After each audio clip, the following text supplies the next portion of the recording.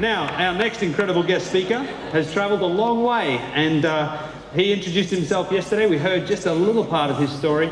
What I really am very interested to hear about is, and this is of course the amazing Dr. Rich Michael, and he is actually a silver executive. He's one of the newest members to the ASEA Medical Professionals Board, and he's going to talk about his personal story, but also his personal opinion about the vision of medicine. He's an extremely authoritative medical doctor, as you saw yesterday, with his vast experience. So we are super grateful to have him all the way from the United States. Please put your hands together for Silver Executive, Dr. Rich Michals.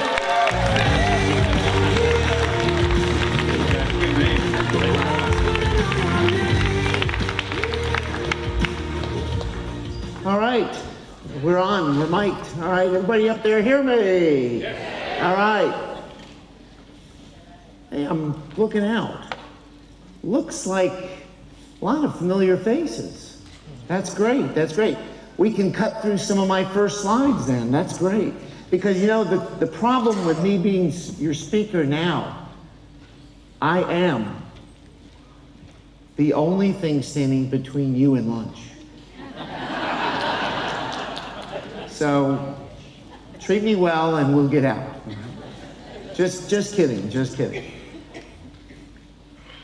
Well, as you know, I've titled this talk, ASEA, A Traditional Doctor Engages. A Traditional Doctor Engages.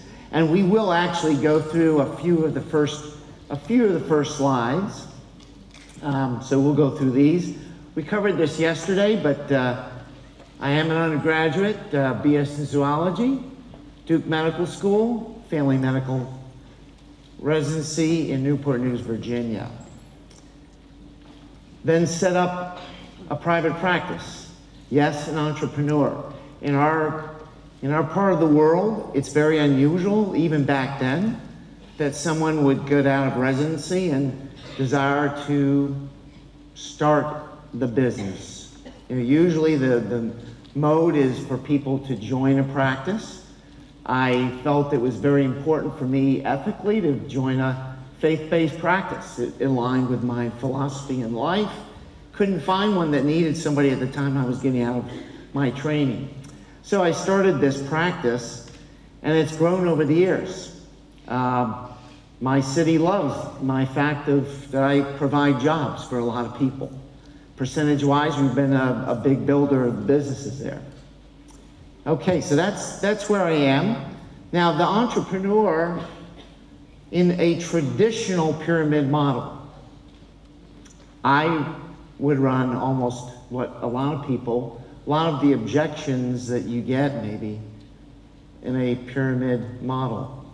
Because there are lots of people in my organization that work very hard, but they get paid less than me.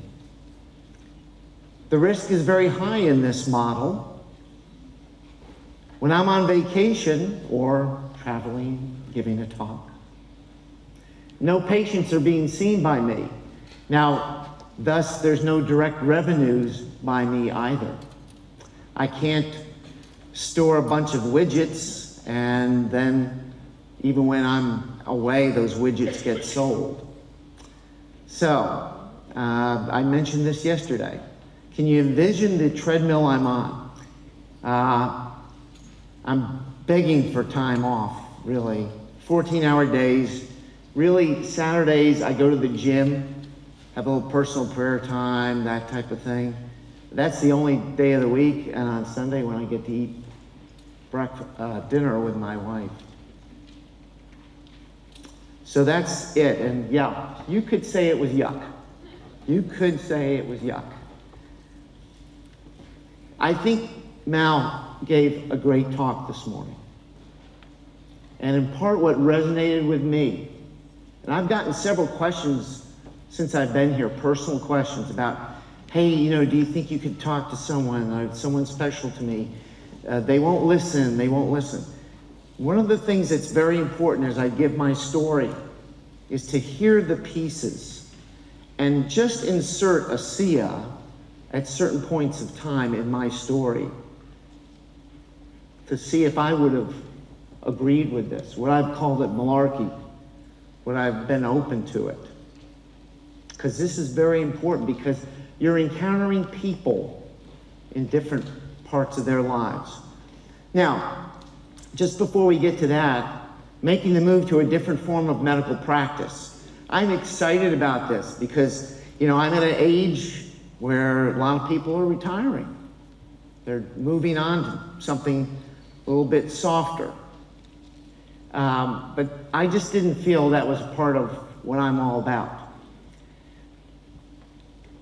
There was a company that actually looked at me 5-6 years ago. They ran some numbers. They said I didn't quite make it for their model. But it was a form of personalized health care. Now, I'm drowning in all this work. Really, it's hard. It's hard. And this company calls me back up and says, hey, we've been looking at the numbers in your community. Where I live is economically challenged. No question about it.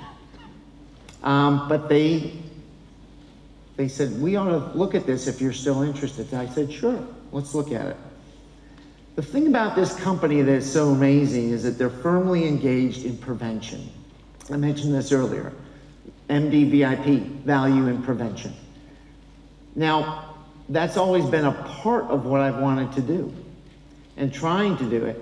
But I will tell you that the current state of medicine, at least in the United States, is it's the break, fix, mold. Okay? Break, fix, mold. And what the break, fix, mold is we'll take care of you once you break down. And it's hard because insurance generally doesn't pay for prevention very well. The biggest killer in our country and around the world actually, but certainly in the United States, is cardiovascular disease and its different manifestations, whether it's heart attacks, strokes, heart failure, and yet insurance doesn't really go into depth on that. I often refer to it as an onion. Guys, you can relate to this. Ladies, you can relate to this.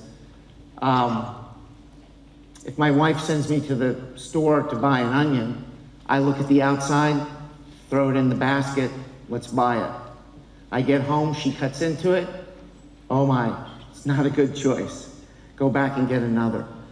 If I had peered down deeper or maybe squeezed it a little bit, I would have felt something not right. And a sad story, but about 50% of people that end up in the hospital with what we call myocardial infarction, a heart attack, their cholesterol values are normal. They're normal. So think about it. You go to your doctor, you want to get a check. Your lipids, your cholesterols are normal. Good job. You think you're doing well. The doctor says, pats you on the back. But that may not be a good screen.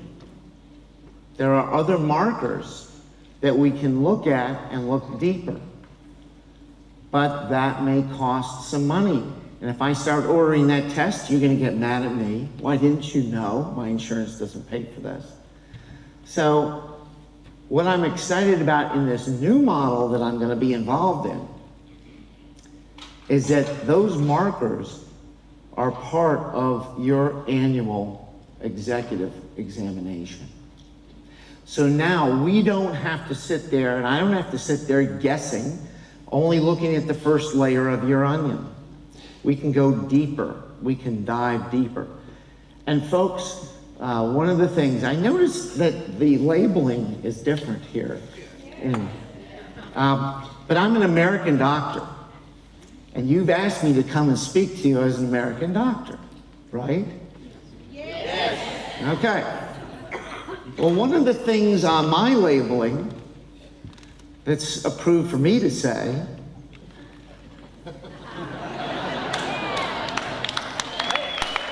it says it helps maintains cardiovascular health and support arterial elasticity. That's a big deal. That's a big deal. and it supports a healthy inflammatory response. Now, I've just been talking about one of the first things that we believe happens in cardiovascular disease is there's a bad inflammatory response. There's something maladaptive. And one of the things the body tries to do is it may try to patch that inflammation with something. And it's starting to patch it. And that patch becomes a problem. It's a maladaptive response to an inflammatory response. Now, the great thing in my new practice, the people who have chosen to come on board with me, I'm going to measure their inflammatory markers. Now, right now, anti-inflammatory drugs, we have very few. That part of my pharmacology is, I wouldn't use them. They're not approved for treating that. They're approved for treating other things. But I think I know of something else that's an option, at least where I practice. So you wanted to hear what it was like there. But I'm excited about that because now I don't have my arms locked in handcuffs where I can't help you. But my mind has been opened to this as a possible alternative to help. And it's going to be amazing over the next few years as I begin to watch these markers objectively change. So I'm jazzed about it. I really am. You know, I want to find the ticking noise and early and diffuse it before it goes boom. And the other part of that is that I'll be able to get home and eat supper with somebody I care about.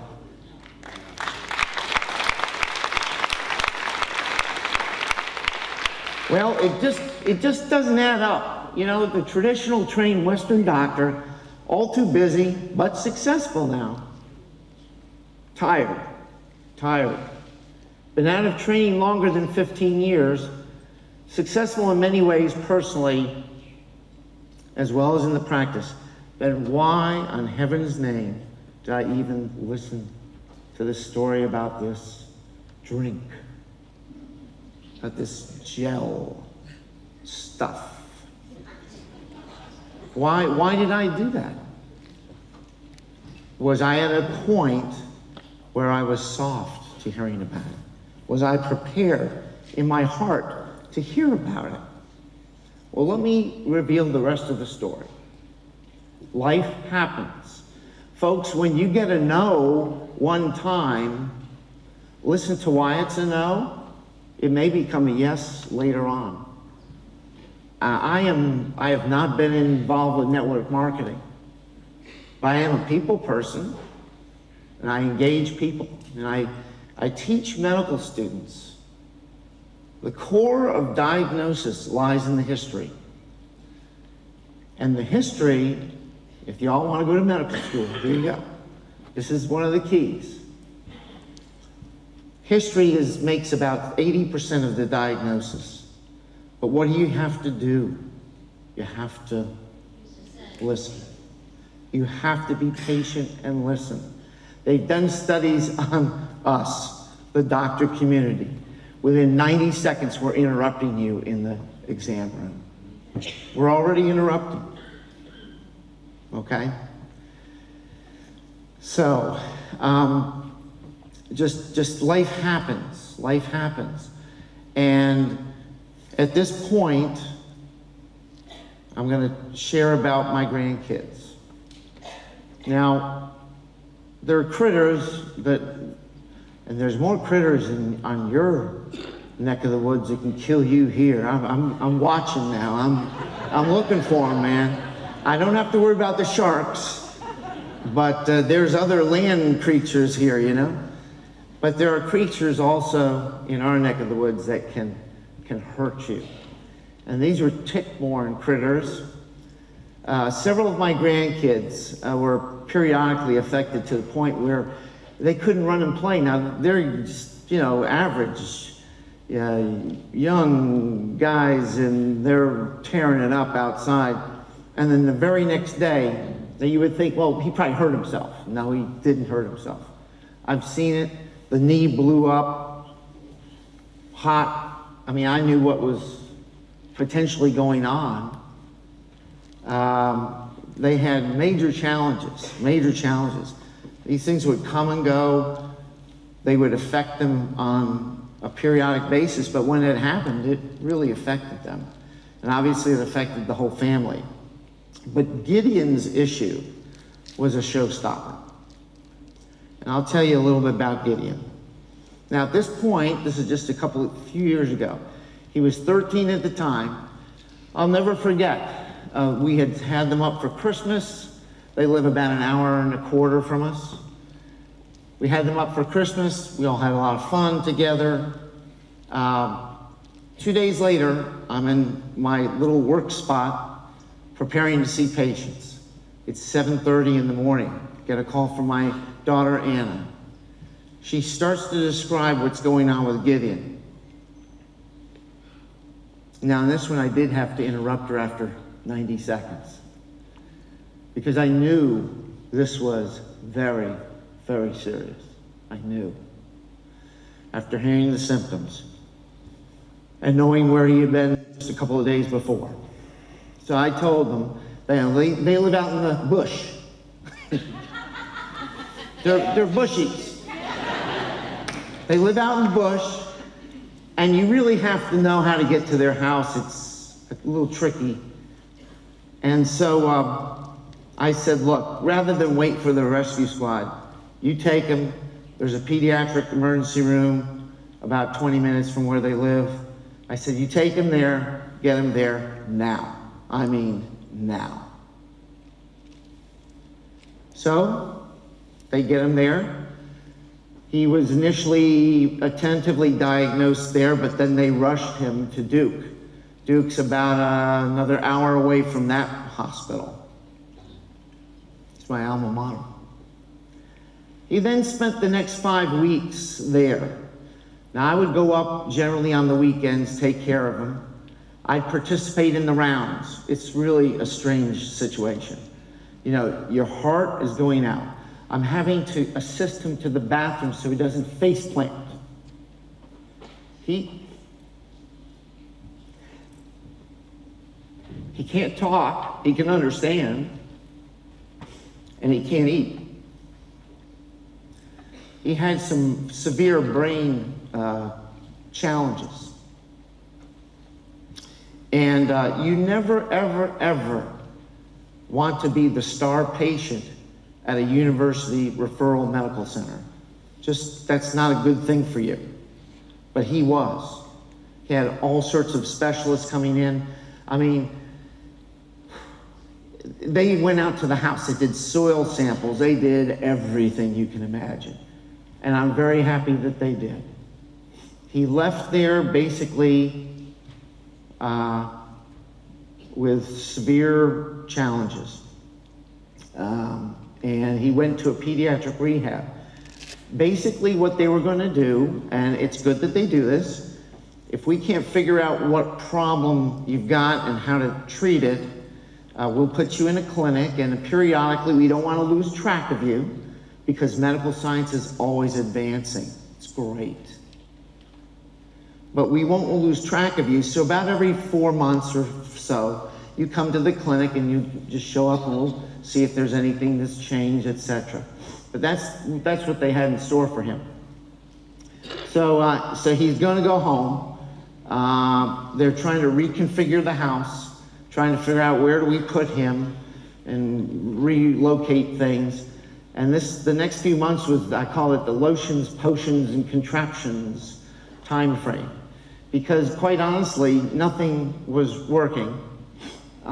They spent thousands of dollars, went through savings. You have to understand, my daughter, the mom, she homeschools kids. The daddy is a history teacher. middle school. They don't make a lot of money in our country for sure. So they're going through their savings, nothing's working, life is desperate. And I'll tell you something, I felt double impotent. Have you ever felt in life where you didn't have an answer? Was that a good feeling? It's not a good feeling. Imagine multiplying that. Because my doctor hat says, I've been in on the rounds. I know, I've looked. I actually suggested a bunch of things to them that were very positive, but in the end run, they didn't have an answer. But remember, he's my grandson. And I wear that hat. And I can't help my grandson. Yet I've got all these degrees, right? So it's tough. 2 years before, come to me with this stuff, this drink, this beverage. I don't have time, quite honestly. I'm too busy. I'm running a big practice. I'm running. But nothing was working until Asiya found them. And I'm just trying to illustrate some things as we go along, okay? The power of one person telling another person. Incredible. Please don't lose this. It's a busy slide. I'm not a professional slide maker, okay? It's busy. It's busy, but I want you to see. What if the chain had been broken? Just listen to the story, and if the chain had been broken. And here's a busy slide, but a savvy networker, Ed, you saw his picture, huh? Ed Weens. He stays after another person, Paula. Paula's a diamond. She's in my upline. He stayed after her from a previous network marketing experience that they were involved with together.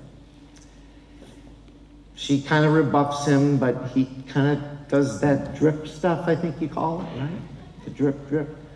He stayed after her. Finally, she gave in, just to almost get him off her back.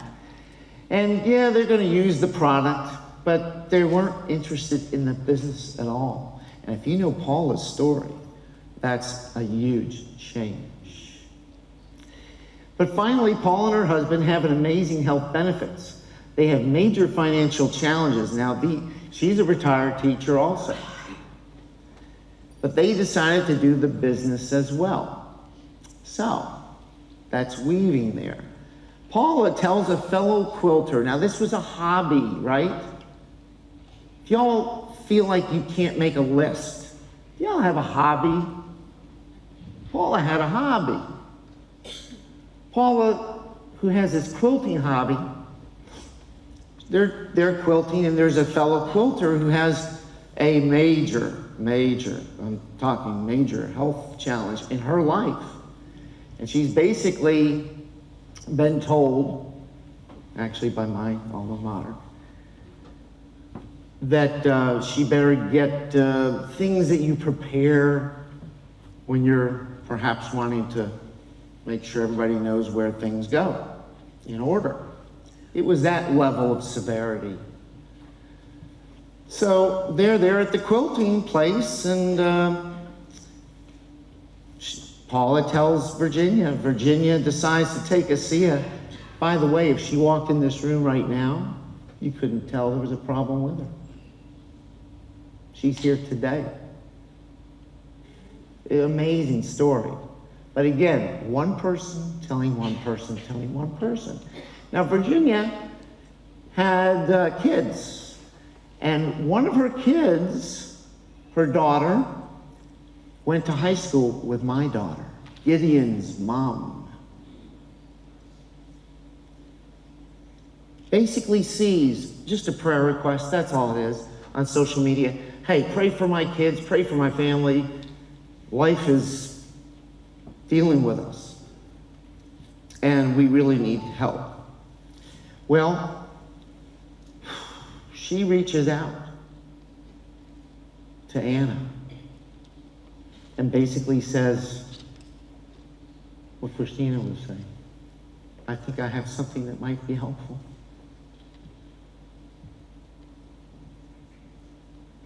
What happens if she didn't reach out to her?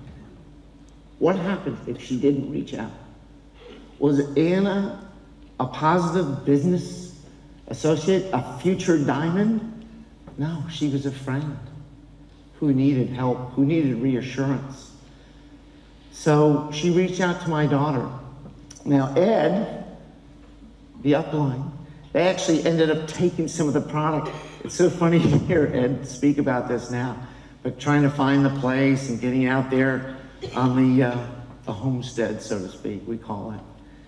But they all played an integral role. And you know what? The rest, as they say, is history. Now let me fill you in.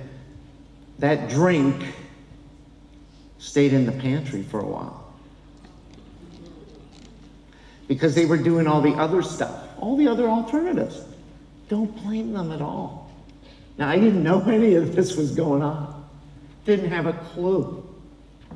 Okay? So, now comes the birthday party. You know, when you have, they have 9 and she's pregnant with number 10.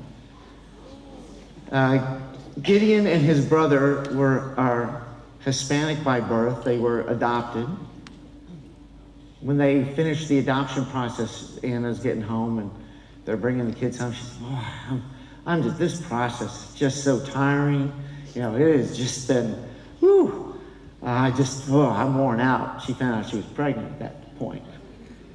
So at any rate, but when you have a big brood of kids, you know, there's always going to be a birthday party at some point. And so anyway, it was one of those things. And we were coming up for a birthday party. It was right before Labor Day. And so we were going there. But Anna, you know, I mean, she didn't spring this on me. She said, "Dad, you won't believe this, but Gideon is responding. The kids are, it's some amazing stuff's happening. Would you mind at the birthday party if you heard about it?" What am I going to say? No? It's helping my grandkids. So I said, no, I don't mind at all. Well, they had arranged, Ed and Rebecca Weens were there. Paula and Fred were there. I knew Paula and Fred many, many, many years ago. I was their doctor, and then they moved out of town and so forth. And they zoomed in Dr. Dick Walker. Now, they needed ammunition. They brought in, you know, I mean, it's like, hey, but look, folks, don't lose sight of this. I'm trying to teach you during this example. What did they do? They reached out.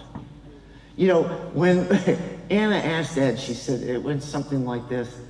You know, my dad's a doctor, and you know, he's going to be coming up. Do you think it'd be okay if you came and talked to him about this beverage, you know, that's changing our kids' lives? And Ed said, no, I won't. So, Dr. Walker, for those that don't know, he's double boarded, which is a high achievement. So he zoomed in. So don't forget, there's power in bringing other people in, a 3-way conversation of some type. So I remember sitting on the sofa. There's this wonderful sofa. I play with the kids on it all the time. And they're all talking. I keep hearing this thing. It's redox, redox, redox, redox. And I'm thinking, oh, good gracious. Nobody asked me a question about redox, all right? I tried to sink as low and deep into that couch as you could imagine. Not quite disappear. Remember, very key, my training in medical school is a long time ago. So all the big breakthroughs, and you heard it earlier in your conference, the big breakthroughs, though, have come in the last bunch of years. And when you have a busy medical doctor who is not in academics or on the bench doing research, they really don't have time to delve into all the basic science stuff coming out. There's just an overload of things we have to keep up with, okay?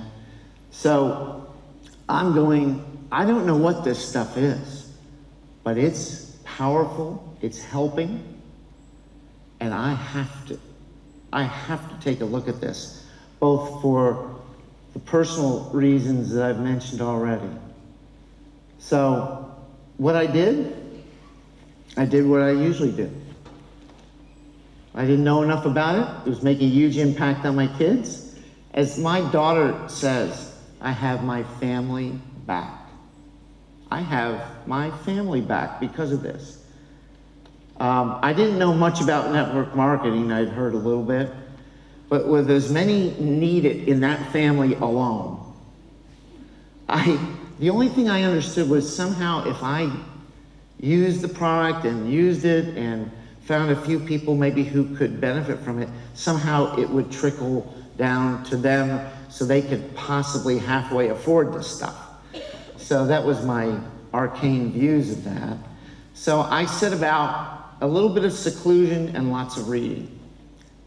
Maybe that introvert part coming out. The science, multiple medical textbooks meant for medical students and those interested in redox biochemistry. I mean, I bought 5 or 6 of them. None of them are cheap. Hundreds and hundreds and hundreds of dollars spent. But folks, I needed to know. Now, you don't need to know that level, but I did because of my profession, because of what I do. And bloody well, I wanted to understand it because it was making a big impact in my family. So I set about doing that. If you're academically inclined, go for it. But remember, reproducibility or duplication, don't think that that's going to work in your system. The products in the business. I went to many resources. You know, I did start to do kind of 2 things at once, looking at the science, and I started to look more at how do you do this as a business? Because again, my motivation was to help them. I knew they can't afford this. I just knew they could, not with all of their extendeds that had challenges. So I went to many resources, the A-team support, charge-up calls. You know, I went to an event in Pinehurst. I mean, I'm going to an event on a non-pharmaceutical product. I mean, that's just a leap, you know, that's beyond the pale. It's several orders of magnitude change.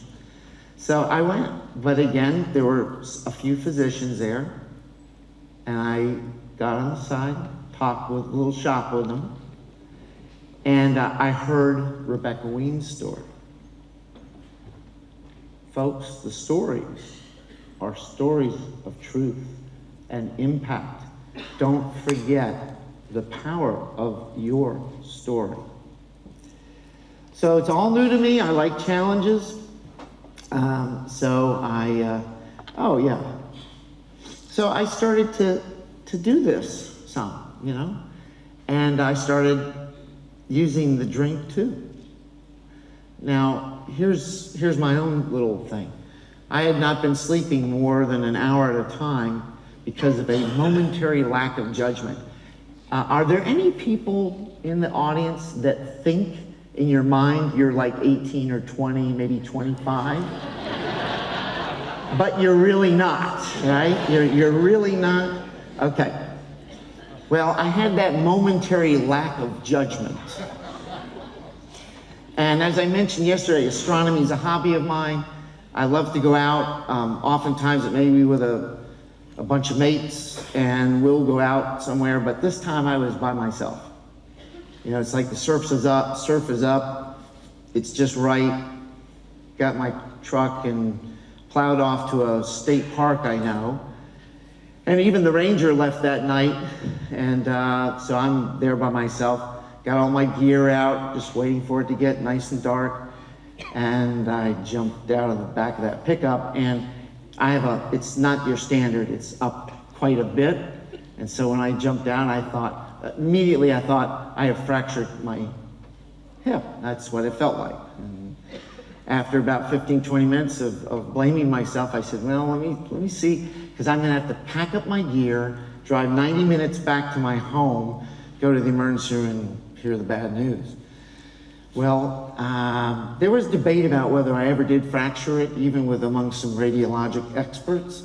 Probably didn't, but that was that added fuel to the fire, shall we say, because of my advanced age. And so I have to tell you something, because this is part of the story. So never had a problem sleeping, never. Studying in medical school, put the head down for 5 minutes, slobber, wake up. I felt like $1 million. I could do that. I was just blessed that way.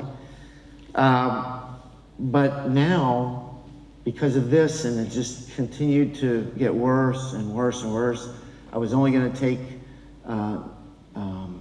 like stuff you might see for joint challenges. But nothing high power, just that and maybe a little Tylenol, acetaminophen. But I was paying a price. I'd wake up every hour, on the hour, practically for a week I could do that. For a couple of weeks, maybe for several months, I was getting rough around the edges to live with and to be around, and it was just, and I will tell you folks, you use what life gives you to experience, and I've always done this, because I know there's people out there probably suffering with very significant discomfort. And you're going to meet them too. And I did something weird. I heard about this gel stuff. You could use it, and it did great things. And the pain this particular night was a 12 on a 0 to 10. The discomfort was a 12. And I'm getting ready to go to bed. It's something like 11 o'clock. I'm thinking, what's the point? What's the point of even trying to go to bed? And I thought, I'm just going to throw that gel on there. I ain't going to do anything, but, I just, again, it's the, yeah. So I threw it on there, and literally from about here to the end of the stage is how far it got me to get to the bed. It's down to 0 or 1 by the time I get to the bed. Now, that was amazing. I called it voodoo gel. But my wife said, honey, your worldview won't allow that. Let's call it amazing gel. Okay. So I called it amazing gel. But I was giving a presentation. Actually was doing a presentation, and I invited a few people. Paula was there, her husband Fred. They were helping me muck through it, and in my office. And I realized, they told their story, and I'm sitting there going, well, I don't have a story. Well, wait a minute. Wait. Somewhere in the last few weeks, I'm sleeping. I'm actually sleeping through the night. I couldn't believe it. Because it was in front of me, but I wasn't looking for this to help me. But it did. After 4 to 6 weeks of consuming the beverage, I was sleeping through the night. Nothing else had happened different. So that was my amazing story. Oh, there's another part too. Very bad misguided cells in my skin. You guys are famous for this little booger. Here in your country, I think. It's one that can take you away. There are some that don't take you away generally, but this one can. So, again, that momentary lack of knowledge, but, back when I was coming up, we thought, sun was really good for you. Get more of it, get more of it, get more of it. So, oxidative stress in the skin, you betcha. But redox biochemistry, boy, it's important. And one of those books, Nerdu's book, it's called Redox Life. That was the first one I really was going through. Great pictures, by the way. If you don't like all the writing, great pictures. But but I went straight to that section that deals with the skin. Is redox biochemistry involved in our skin health? I had a reason to read that section. I had a reason to read it. This was for, again now, this is the American version. But I'm an American doctor, so, I'm only licensed in my country, right? So I can only read you from my perspective, okay? But there's a lot more on ours, There's a lot more. But there's some important statements here. And one of them is this one about a company that certifies that there are redox molecules in here. That's important, folks. That was important for me as a clinician. And that hasn't always been there, but they've gotten it in the last few years, is my understanding. And that is important. You want to know that it's really in there. It's really working. Go to your library. I'm thinking the libraries are all the same. No. US version? Okay, thank you. Thank you. All right. So go there and you can learn all about the claims that I better shut up because I'll get yanked off the stage. I've got a few other cities to go to. And also with the Renew. Now, what have I seen personally? I've got to accelerate here just a little bit. Head and brain challenges. You betcha. I'll start tearing up on a few of these, so I'll be very quick. Couple with brain challenges. I don't even know them. Anna introduced me to them by phone. She had known them from church where they used to live up in Virginia. Major challenges. He would sit in a chair and look straight through you as if you weren't there. Okay? I talked to her, told her it's non-toxic, couldn't harm him. You listen first. I asked her all sorts of questions about what kind of care he had gotten. He got very good care.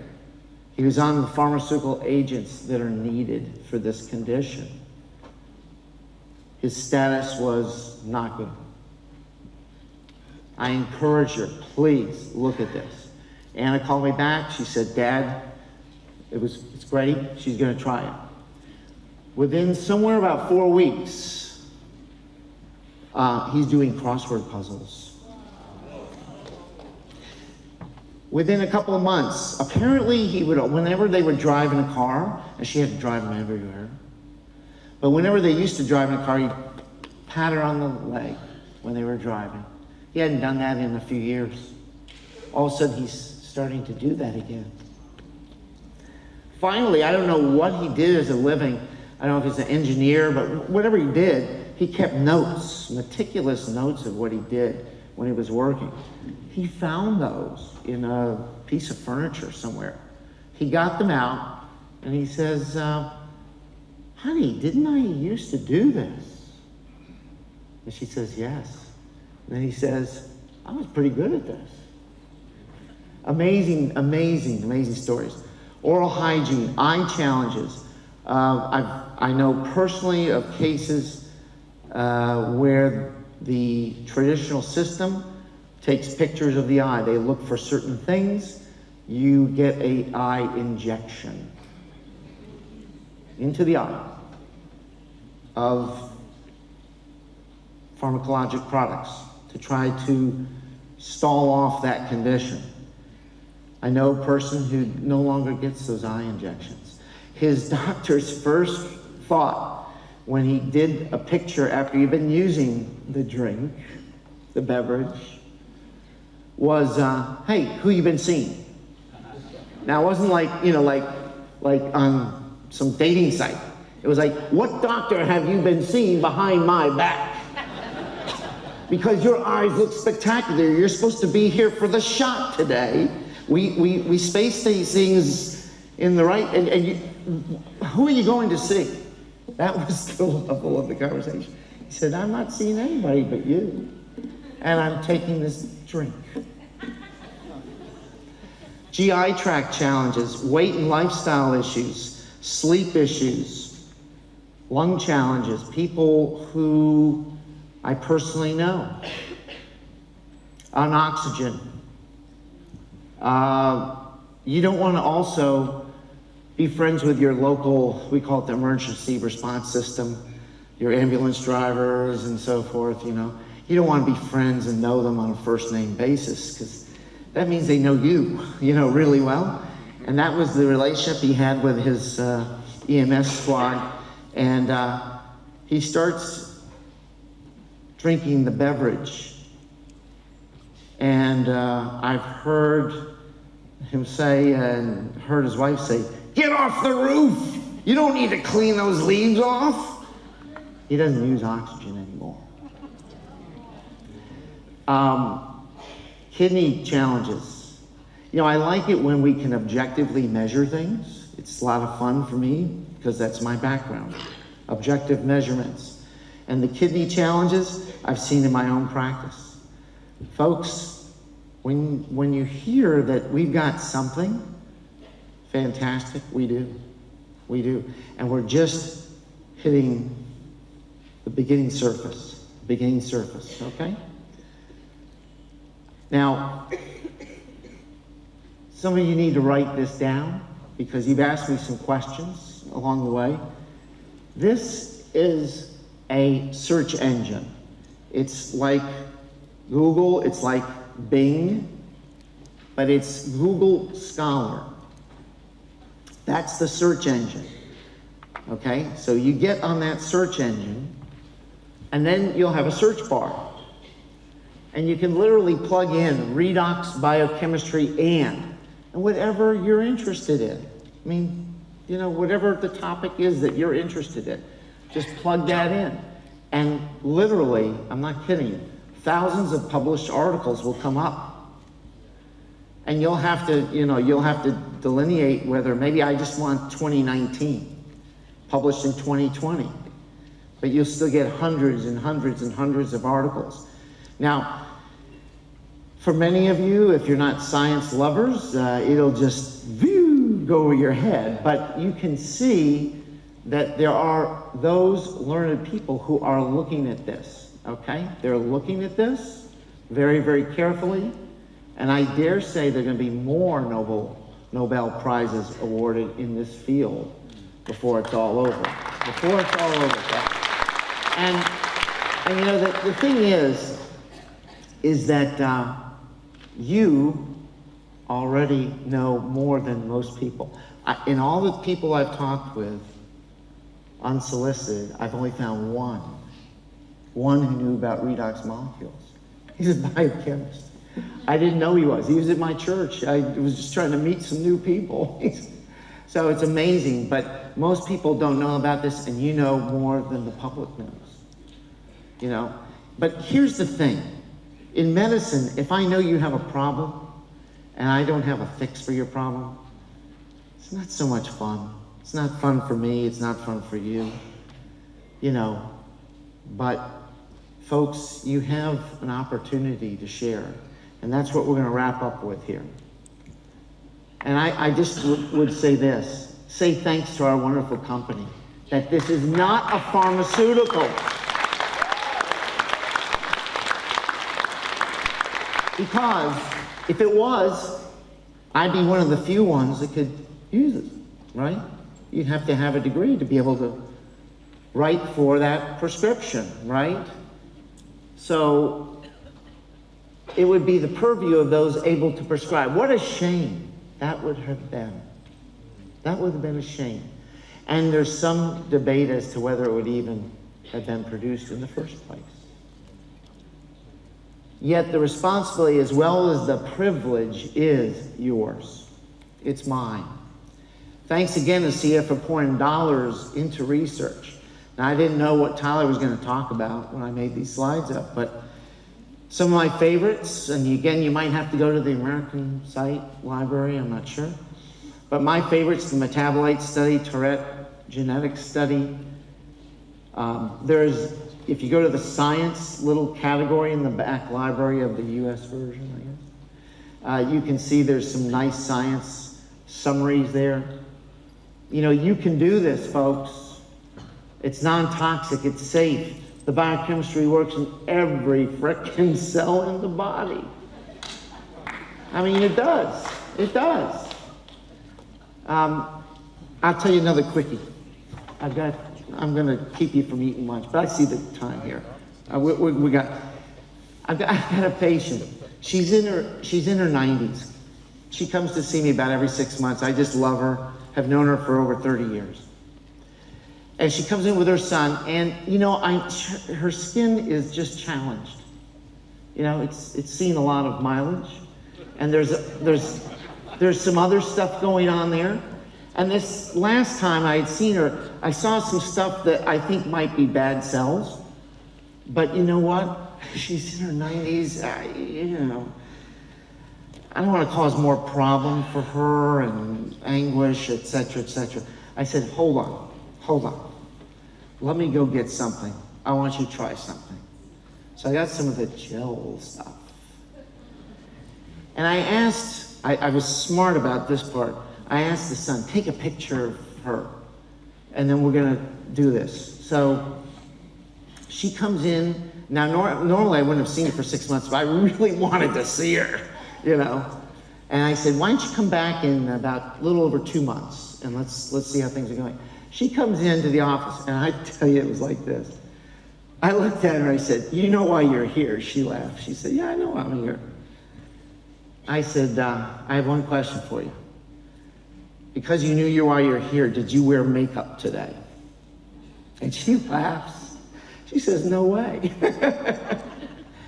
You would not believe the difference. It was that striking. It was that striking. So it was amazing. Polypharmacy, if somebody's on a bunch of medicines, and we always have to worry about this, no issues. It's the perfect complement. The perfect complement to the redox biochemistry are nutritionals. I haven't gone into that.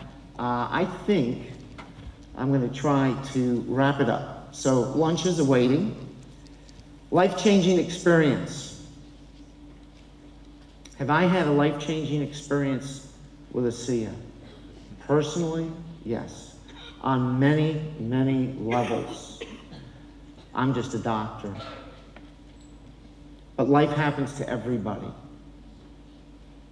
Life happens to you. Life happens to those that you love, you're concerned over. So my ASEA story involved a lot of different things. It depended on a providential chain of folks who believed in the product. Not only did they believe in the products, they dared to act on that belief. Do you believe in the product? If you're new, you can develop a belief. If you're inquiring, you can learn and you can develop a belief. But those that are associates in this room, do you dare to act on that belief? These people all did, and I'm grateful for every one of them. Because anywhere along the line, it could have been broken. Notice there was a chain of folks who felt comfortable in a culture of belonging to one another.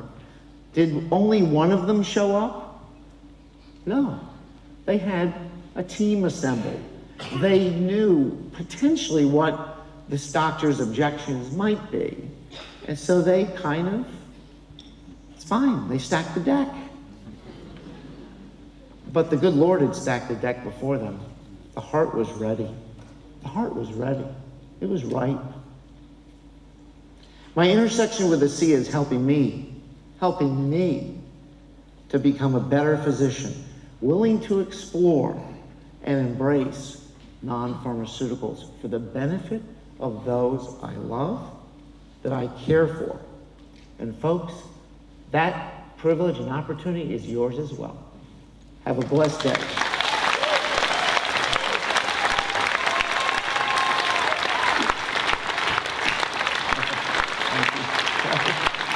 This is for you.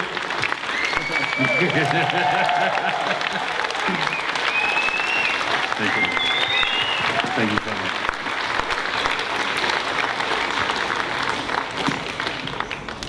Aren't we lucky? Yeah. So thank you everyone, and thank you for a phenomenal presentation by a phenomenal doctor. Now, when I listen to something like that, I feel like Dr. Rich Michals is a needle in a haystack. I feel that many healthcare professionals are not able to present and get the information as easily as he is. It's a bit of a different situation here in some countries around the world. And it's, in my experience in the US, it's definitely a lot easier for healthcare professionals to access and to use the redox and so forth. So just be aware of that if you are talking to medical professionals. Be respectful around that. You know, they legally have a lot of requirements and restrictions where they can't endorse things that are not within their scope of practice. It seems to be much more strict here in Australia, and my team is often, people come up to me and ask me, you know, like, my doctor's not getting it, my dentist isn't getting it, you know. I'm like, honestly, medical professionals are some of the hardest. They are the hardest. For one, they legally can't recommend it to their patients. You know, they've got to be really careful if they're, like, depending on which association they're in. But it doesn't mean we shouldn't stop teaching them and you know, letting them know about the information, but just be respectful about what their restrictions are and help them find a way. Maybe they can refer people through you or something like that. But yeah, phenomenal. It is happening in countries all over the world. Diversify your business. There you go to other countries. Now look, wanted to also just wrap up a little bit. Everyone getting lots of good information out of today? What is some of the key learnings you've had? What are some of the most important takeaways from today? Listening, absolutely. Just asking questions, absolutely. 3 ways, super powerful. You're not alone. Look, we are not alone. We're a community. Use your resources. Don't give up. Thank you. Big gratitude, yes. Reach out, absolutely. If you know people that are in positions of influence, have a tactful conversation about them, about where are we going as a country with our healthcare and how are we embracing the technology around the world, not just with redox, but many different technologies. How are we embracing that? Have a gentle conversation around it. Okay, so we're going to wrap up today.